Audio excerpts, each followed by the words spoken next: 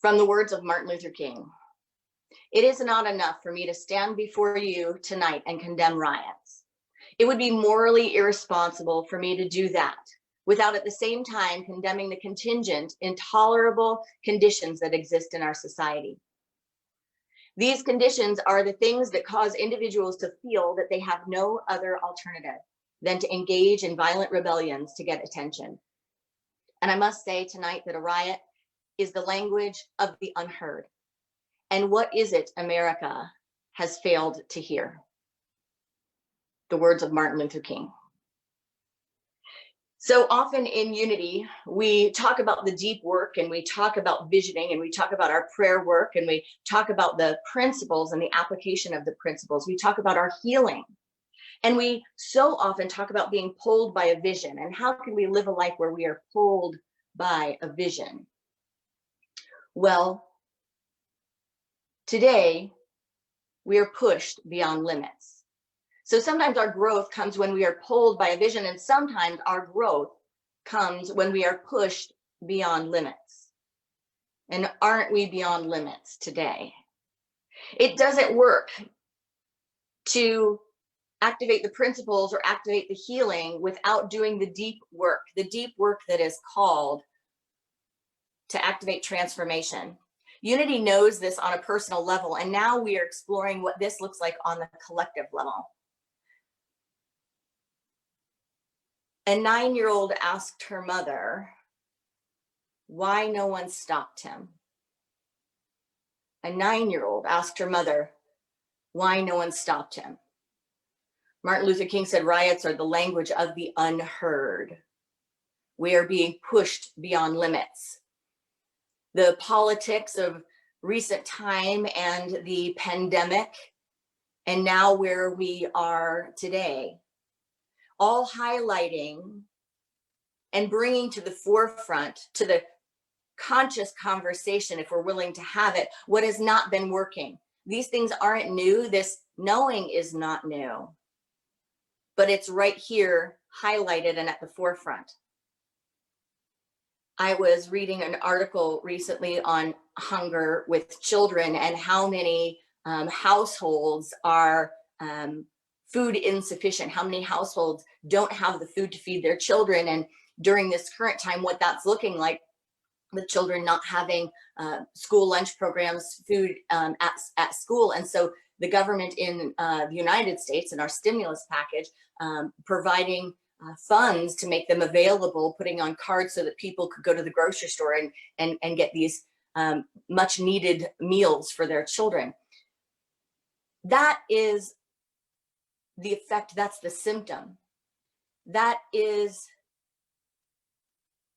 a current challenge, but that's not the problem, right? The problem is that people aren't making a living wage. The problem is that we went from an era and a time where you could have one wage earner in a household and still provide sufficiently for a family. And now we're at a place where we have engaged in a system and systematic disruption to a level where we continually transfer money to the wealthy, and the gap between the wealthy and the impoverished widens. So I want to have the spiritual conversation today about what we know in Unity, what we know about our spiritual teachings and our principles, and how we've used them throughout the history of the New Thought movement, and throughout the history of the Unity movement. We have used them for self-development. We have used them to come awake to our true nature and our true power. I was talking with another minister who shared with me this research that one of our Unity ministers did, that said during the time of the Great Depression, that was one of the times of the greatest expansion in Unity. So a time of struggle, a time of lack, a time of limitation is when Unity just flourished, because these principles help people ground, they help people get rooted in the truth of their being, and they help people activate what is necessary to move through difficult times. So we, in New Thought and in this spiritual perspective that God is love and that we are not separate from this love, and that in fact we are part of the law of mind action, that we're here to activate our good and to radiate that good to the world, that is empowering on an individual level. And we've done a pretty great job in New Thought when people really want to take on not the lip service, but the deep work. We've done an amazing job on helping people heal from what seemed like the unhealable, heal from things that they didn't think they could ever not move past, but lift up in service to their higher good. So we have done an incredible job as a movement and as a collective body at creating the space and creating the tools and creating the foundation for people to lift from limited conditions, from limited consciousness, from limited physical manifestations or illness, from all of these things into a higher experience of abundant living, prosperity, thriving, wholeness. That's why a lot of people who have come to Unity came from a place of struggle or a place of limitation and activated these principles and now live with an entirely different worldview, self-view, God view. I want to share these words from Eric Butterworth. In Celebrate Yourself, he said, "There is a great need in the world today for a religion that is practical and livable. We need a philosophy that leads us to a sense of unity with the infinite and with the infinite number of human personalities with whom we live and do business. We need a concept that leads to the release of our innate potential for wholeness of mind and body, serenity of spirit, happy and prosperous living, and for the creative fulfillment of the persons we are intended to become. Actually, we need to go no further than the teachings of Jesus, but we must go further with these teachings. We must go further with these teachings." So I want to point that out today about our spiritual practice and the history of New Thought, the history of Unity, and what we have done with these teachings. We've done a lot of inner activation, and that is incredible because we know that we can't change the outer world or community or the collective without doing the inner work. But in the teachings of the master teacher, right, in the teachings of the master teacher, there's not a lot that shows what the master teacher did for his own inner work. There's a lot of showing and demonstrating and teaching about what the master teacher did for the collective, what the master teacher did in service to the greater good, what the master teacher did to call forth wholeness in humanity, to call forth right action and divine justice and higher order and spiritual knowing. So that's the call right now. What we have been activating on a collective level is our independent awakening. So many of us have stories of relationships or situations and circumstances we've been in, a job, whatever it is, you fill in the blank, tune into what it is for you today, where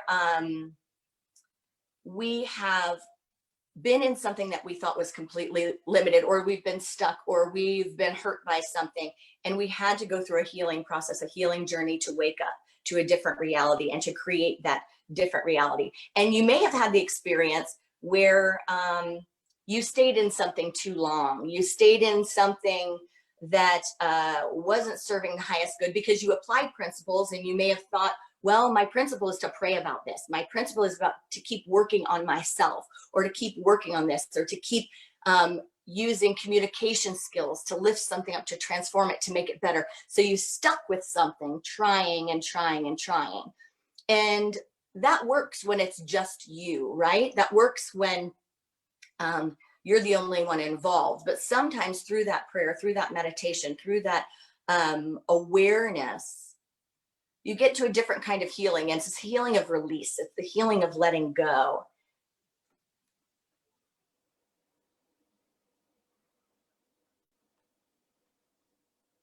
That is important work as well.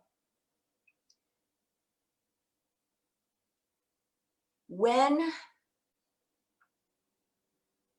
we are in a situation or a circumstance, and we're talking personally, interpersonally right now, where it's been needing to change, but it hasn't changed, you know, or it's changed, but it hasn't changed enough, where we've stayed at something, or we've stuck with something, hoping, working, fighting, listening, talking about change, and having the intention, or having someone else have the intention for change. but no action, or not enough action, or the situation, the circumstance, or the relationship lack the motivation or the commitment to take the action. But we stuck with it, trying to self-help, trying to fix it just from doing our own spiritual work. And we didn't quite get the idea of release when we could have gotten it, to save ourselves a lot of hardship, and to recognize that the answer isn't always holding on and gripping something more tightly. Because when we hold on too long to something that's not working, it becomes toxic. When something becomes toxic, it escalates. That escalation happens because we've violated our own boundaries, or we've violated our own sense of wholeness, or we allowed ourselves to be violated over and over and over again. We've gotten out of integrity with our birthright and our conscious desire. And that escalation, if it goes on too long, leads to eruption. Now, the human condition tries to fix the eruption. Let me say that again. The human condition tries to fix the eruption. Working towards what we want sometimes leads us to stay in something too long, or to settle, or to feel disempowered, or to cross our boundaries. And that's often calling forth a different kind of change in us. And no matter how much we try, or we want to do our part, or we feel like we're doing our part, it will begin to unravel, because it's not meant to be held together. Eruptions. We are in the midst of a great unraveling of things that are not meant to be held together, things that are not in alignment with the divine birthright of all of humanity.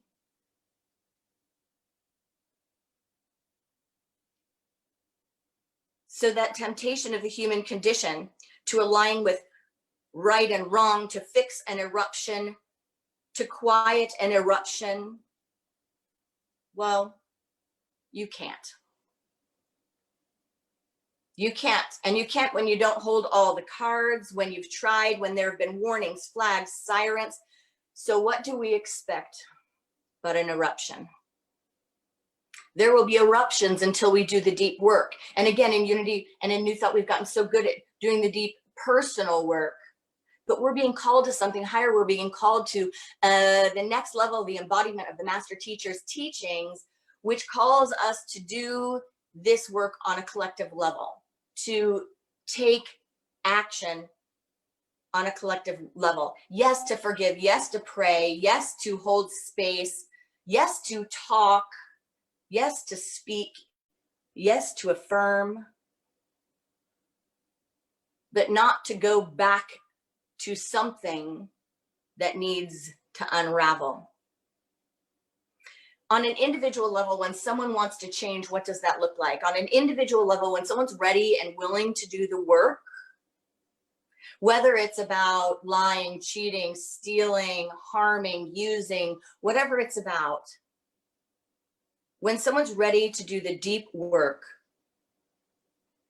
one of the first steps, because before we really do the deep works, we often pay lip service to the work, right? So we often just talk incessantly about our intentions and about what we want to do.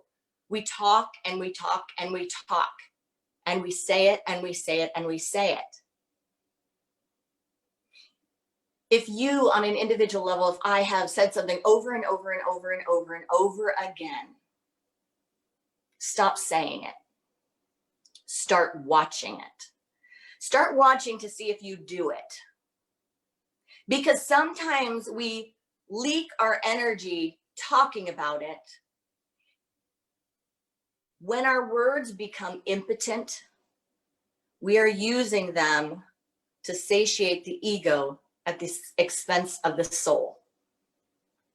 When our words become impotent, we're using our words to satiate the ego at the expense of the soul. So the ego is always looking to keep conditions the same or to be comfortable. The soul is completely comfortable with discomfort. The soul is here to expand, to operate according to what Charles Fillmore called the law of infinite expansion, to keep getting greater ideas of self, of collective, of humanity, of divinity.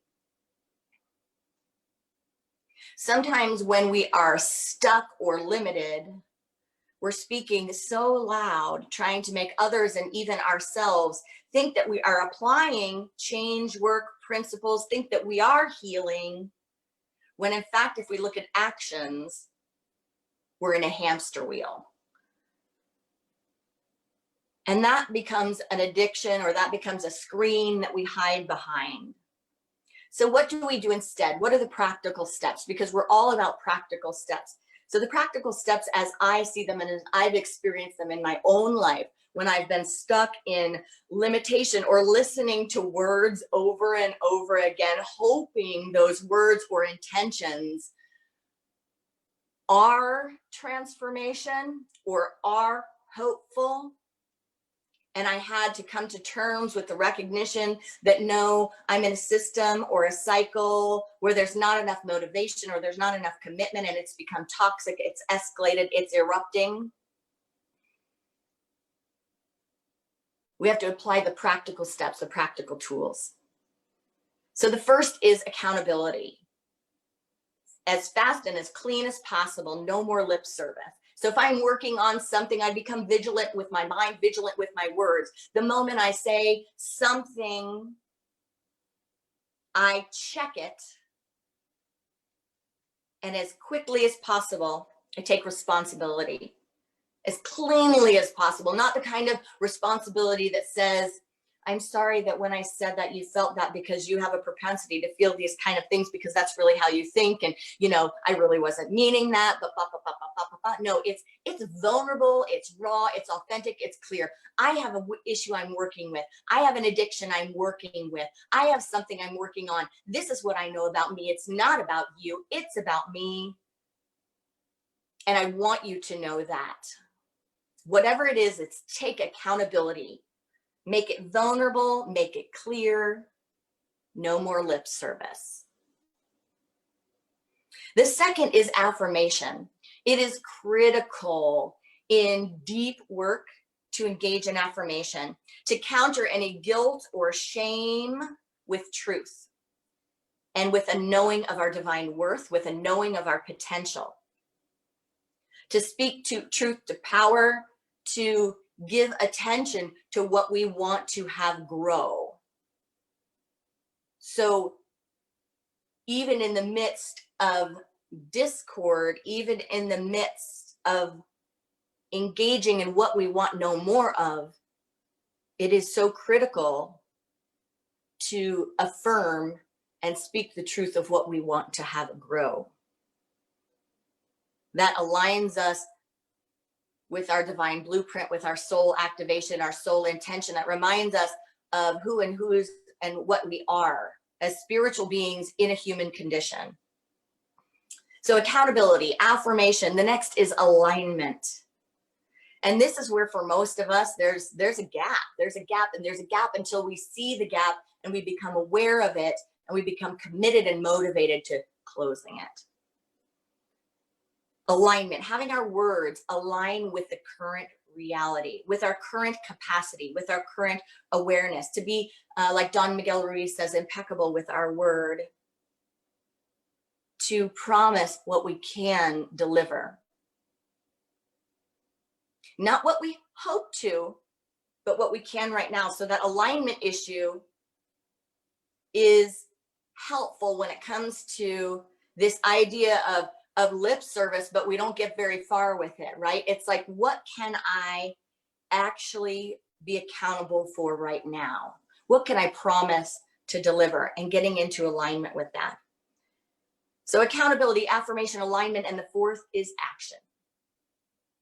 Developing a plan of committed action. So whether that's therapy, whether that's a group setting, whether that's training, whether that's transparency, whether that's removing the weapon, if the weapon is alcohol, if it's friends, if it's environments, if it's a victim that could be perpetrated, if it's a real weapon, whatever it is, but action.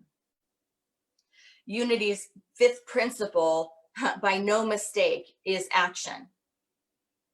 It's action because we say that knowing these truths and knowing these principles is not enough. We have to act and co-create a world that works for all. The mind wants to sit in the space of, deciding about right and wrong, making a determination and picking a side, whether it's inside of us and personal to us, and we're building up stories, or whether it's among the collective. Just notice how often the mind really wants to analyze right and wrong, really wants to make a determination, like be the judge and pick a side, and then take a stand and sit there. So take a stand and sit there, that's funny. Take a stand, well, we kind of do. We take a stand and then we sit there and we don't move and we sit on our butts. And if we're sitting on our butts, we're not in the fifth principle, which is action. So that whole little system is an illusion of the ego mind. So what is the spiritual practice? The spiritual practice is instead observe. Start to be aware, observe what's happening, presence it, activate compassion, activate the 4 A's: accountability, affirmation, alignment, and action. We are here to do the deep work together. So what we are present to right here and right now is the deep work of healing, but on a collective level. It's the frontier, or the forefront of what we're being called to do, to activate the master teacher's teachings, to activate spiritual principles, and to activate God consciousness in our collective experience, in our collective world. That means that the framework, and coming from the mindset and the framework of oneness, is critical. There is no longer individuality. There's no longer separateness in this spiritual condition that is needed and necessary to move through where we are into where we know we belong. What is being held together right now needs to unravel, because it is not in alignment with truth, with our principles, that we are born blessed and we are here to be a blessing to others, that we are divine emanations of the Most High. So what do we do instead on a collective level? How do we bring this individual practice to the collective? Well, accountability, as fast and clean as possible. No more lip service. Affirmation, sticking to the principles, looking at what we want to grow and affirming what we want to grow, what we want more of, getting into alignment with our truth, getting into alignment with the words and the actions, promising what we can deliver in each moment, and developing a plan, developing a plan for committed action. No more lip service to accountability or action. We stand forward in motivation and commitment. So that shows itself in a lot of ways. A lot of times, when we do this work on a collective level, what we have in our systems on a collective level are actually systems that expand the problems. We have systems that, instead of activating restorative justice that heals and activates the wholeness that is our inherent birthright on a deep level, we actually have systems that re-injure, that solidify the problem, and that expands the wounds. So we are here to birth a whole new system that comes from consciousness. And that system is something that always needs to be based on principle, on knowing the wholeness of individuals and the collective, of bringing forth things that activate deep healing, of providing opportunities to do the deep work, not the lip service, but the deep work. There is a film which is one of my favorite films so far of all time by Michael Moore, and it's called Where to Invade Next. You would think it's about war, but what it is about is all of the ideas that have been put forth and designed to elevate humanity. And well, not all of them, but a lot of these ideas that have been put forth to elevate humanity, that have been actually ideated and then implemented, not always implemented in the places and the spaces and by the people who ideated them, but they have been implemented, and they have shown, they have proven that they expand peace and decrease conflict, war, and injury. They expand wholeness. And so Michael Moore goes around and he says, what we need to be invading is everyone's best ideas. That's what we need to be invading. We need to be invading all of the best ideas and activating them, standing in action with them. Implementing what we see has success in collective healing. It may seem like this is like an airy-fairy spiritual conversation to have about the collective, but I believe that's where we are. I really believe that's where we are.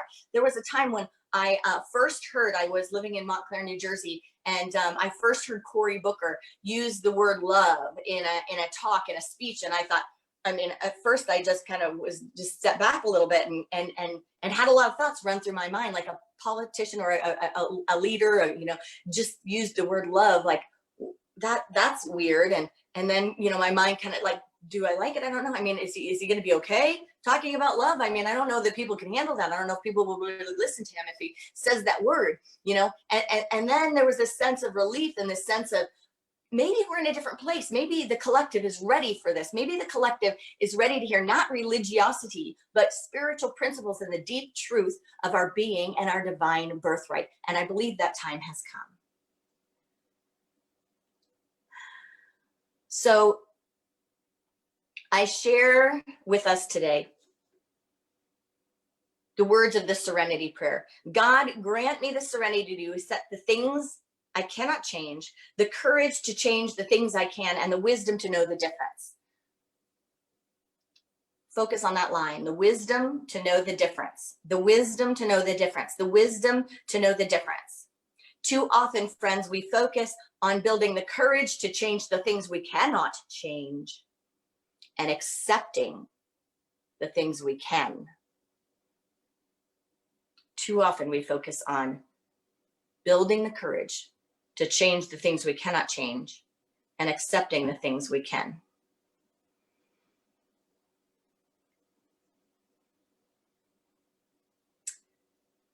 Jeremy Sherman, who did a writing on the Serenity Prayer, said this. He said, the last thing I want is the serenity to accept the things that will prove changeable, or the courage to change things that will not prove changeable. He goes on to say, of course, the challenge is that we can be changed. Of course, the challenge is that what can be changed can't be known for sure until tomorrow. And I have to decide today.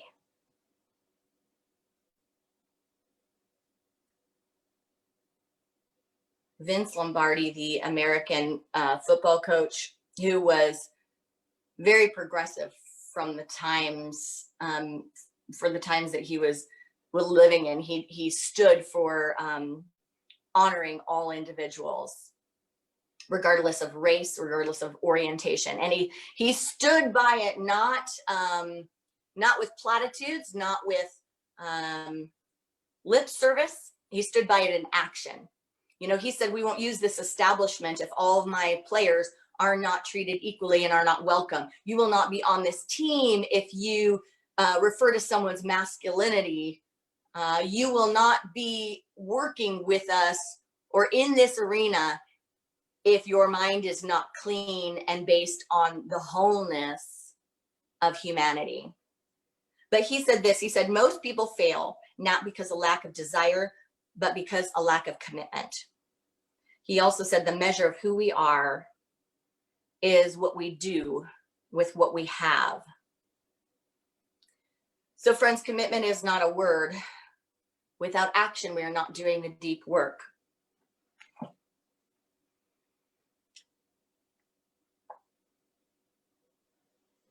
Eric Butterworth said, people of supposed limitations have displayed phenomenal power in times of crisis, doing things that appear to be contrary to the laws and limitations of their physical conditions.